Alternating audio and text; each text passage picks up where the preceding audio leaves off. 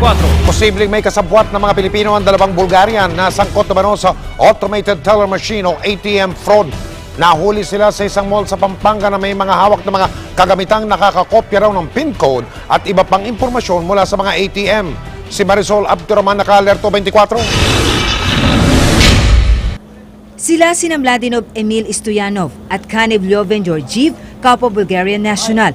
Inaresto sila ng PNP Police Regional Office 3 sa loob ng isang mall sa Pampanga dahil umano sa panggagancho gamit ang automated teller machine o ATM.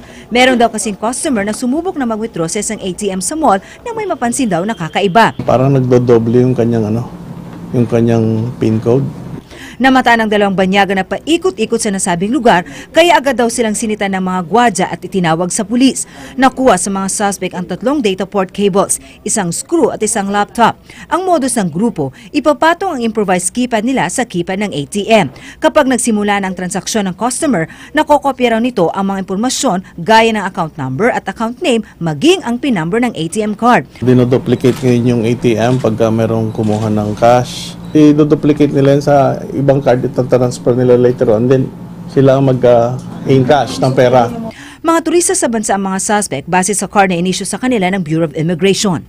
Paniwala ng Police Regional Office 3, merong mga Filipinong kasabwat ang dalawang Bulgarian national na siya ngayong subject nila sa follow-up operation.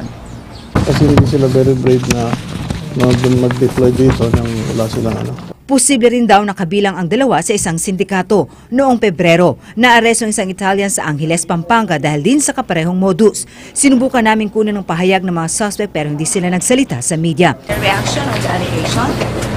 What can you say about the accusations of the policemen? Kasong paglabag sa Republic Acts 8484 o Access Devices Regulations Act of 1998 at iba pang kaso ang isinampa laban sa dalawa. Payo ng mga otoridad, maging mapanuri sa mga ATM kung saan tayo may transaksyon. Tingnan mabuti kung may kakaiba sa keypad at iba pang features. Agad itong i-report sa kinauukulan pati mga taong kahinahinala ang kilos. Marisol Abduraman, Nakatuto, 24 Oras.